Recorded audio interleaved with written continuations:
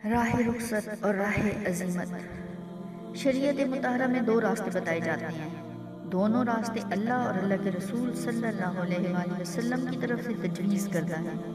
ایک راہ کو راہ رخصت کہا جاتا ہے اور ایک کو راہ عزیمت۔ اگر حالات سازگار ہوں، جبر و ظلم اور کفر کی طاقتوں کا صفایا آسانی سے کیا جا سکتا ہو، تو ان حالات میں ہر چھوٹے بڑے اور ہر کلمہ گو پر اس ظلم کے خلاف میدان کارزار میں نکل آنا فرض اور واجب ہوتا ہے۔ لیکن جب حالات سازگار نہ ہوں، اسلحہ اور عسکری قوت ساتھ نہ ہو، باطل زیادہ مضبوط اور زیادہ منظم اور قوی تر ہو، تو ایسے حالات میں شریعت نے امت مسلمہ کو دوسرا راستہ عطا کیا ہے۔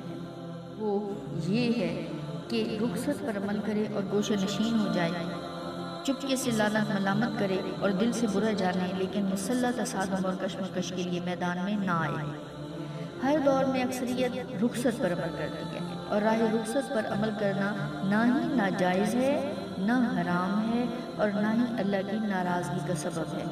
اسی لیے اللہ تعالیٰ نے ہر اضطراری حالت میں رخصت کی اجازت دے رکھی ہے۔ اب اگر سب کے سب لوگ بلا استثناء ایسے حالات میں رخصت پر ہی عمل کرنا شروع کر دیں، تو پھر ظلم اور کفر کی طاغوتی طاقتوں کو روکنا ناممکن ہو جائے گا۔ اسی لیے شریعت میں باوجود رخصت کی موجودگی کے کچھ لوگ راہ عزیمت پر ہی چل نکلتے ہیں۔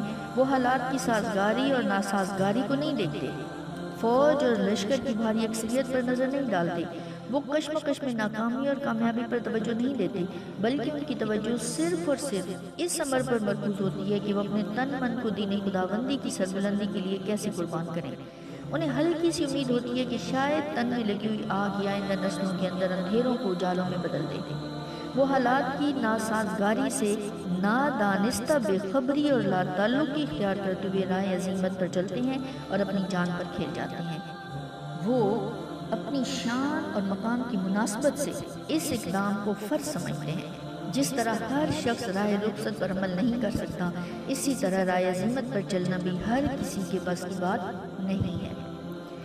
حضرت امام حسین رضی اللہ تعالیٰ عنہ نے یہ اقدام اس لیے کیا تھا کہ ان کے رگ و ریشے میں علی ابن ابی طالب رضی اللہ تعالیٰ عنہ کو خون گردش کر رہا تھا، اور آپ نے خاتون جنت سیدہ فاطمہ الزہرا رضی اللہ تعالیٰ عنہ کی گود میں پرورش پائی تھی۔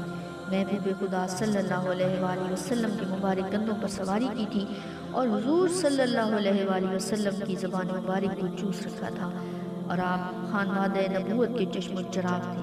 اس لیے راہ عزیمت پر اس دور میں عمل کرنا آپ ہی کو شایان شان تھا۔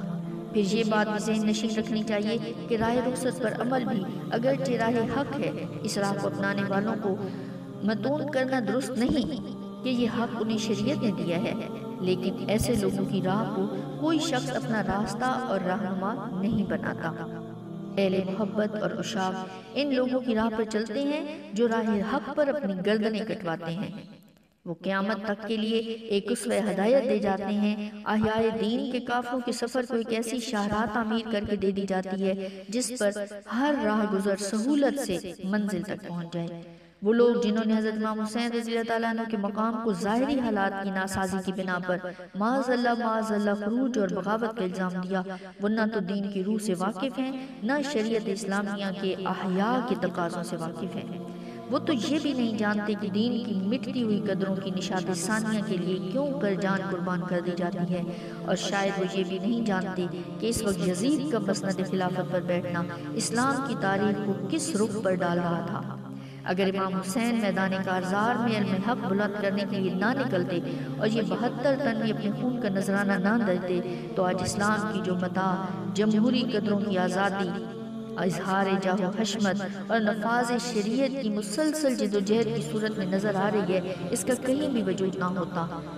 اسلام کی پوری تاریخ اور امت مصطفیٰ صلی اللہ علیہ وآلہ وسلم حسین ابن علی کے خون کے قطرات اور خانوادہ رسول صلی اللہ علیہ وآلہ وسلم کی اس عظیم قربانی کی مرہون منت ہے، جس نے راہ رخصت کو چھوڑ کر راہ عزیمت کو اپنایا اور اپنا سب کچھ قربان کر دیا، مگر اس زمانے کی تاریکیوں اور اندھیروں کو ایسے اجالوں میں بدل گیا جس نے 1400 سال سے انسانیت کی راہیں روشن کر رکھی ہیں۔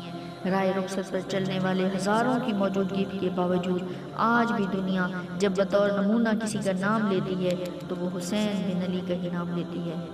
سبحان اللہ۔ قربان ہماری تا قیامت نسلیں آپ پر۔